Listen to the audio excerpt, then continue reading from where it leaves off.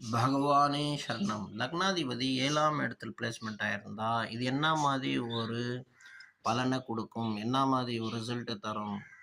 Actually பார்க்க போனீங்கன்னா, 7ஆம் வீடு வந்து உங்களோட டிசையரோட வீடு, லவ் அண்ட் ரொமான்ஸ், என்ன பிஸ்னஸ் பார்ட்னர்ஷிப், நெறைய விஷயங்களோட ஒரு பஞ்ச் ஆஃப் த பிளேஸ்ன்னு சொல்லலாம். உங்க லைஃப்ல வந்துட்டு சொல்றாங்க பார்த்தீங்களா?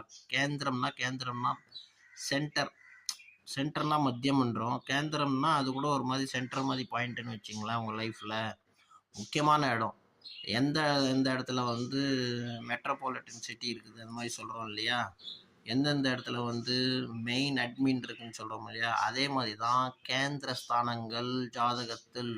இந்த கேந்திர ஸ்தானங்களில் லக்னாதிபதி 7ஆம் இடத்துல போயிட்டாருன்னா, ஃபீமேல்ஸ் விஷயத்தில் ரொம்ப டிசைர், ரொம்ப இன்ட்ரெஸ்டடாக இருப்பான். மற்ற பெண்கள் பற்றி தெரிஞ்சுக்கணும், வெளிநாட்டுக்கு சுற்றணும், நம்ம நாட்டு பெண்கள் எப்படி, வெளிநாட்டு பெண்கள் எப்படி, இந்த மாதிரி நிறைய இந்த மாதிரி ரொமான்டிக்கான ஒரு ஆளாக இருப்பான். அது ரொம்ப ஸ்பாயில் ஆகிடுச்சுன்னா, ஒரு சில கிரகங்களோட நல்ல ஒரு அமைப்பு இல்லைன்னா ஜாதகனுக்கு இந்த மாதிரி சில விஷயங்கள் காணப்படும். அவன் வந்து ரொம்ப மற்ற பெண்கள்லேயும் ரொம்ப இன்ட்ரெஸ்ட் எடுத்துப்பான். அண்டு பெண்களில் ஒரு இன்வென்ட் பண்ணுற மாதிரி அதையே வந்து ஒரு ஹாபியாக வச்சுப்பான்.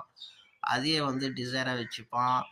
திடீர் சர்ப்ரைஸ் கொடுக்குறது, திடீர்னு நல்லவனாக நடிக்கிறது, திடீர்னு ஒரு மாதிரியாக நடந்துக்கிறது, இதெல்லாம் வந்து திடீர்னு சில விஷயங்கள் வந்து நம்ம நினைக்காத அளவுக்கு செய்கிறாங்க பார்த்தீங்களா? திடீர்னு வந்து ஒரு கிஃப்ட் வாங்கி கொடுக்குறது, திடீர்னு அவனே வந்து கோச்சிக்கிறது, இது மாதிரி வந்து விதவிதமான அவங்ககிட்ட வந்து விஷயங்கள் காணப்படும். அண்ட் ஃபீமேல் விஷயத்தில் நிறையா இன்ட்ரெஸ்ட் எடுத்துக்கூடிய ஒரு ஜாதகனாக இருப்பான். பகவானே சரணம்.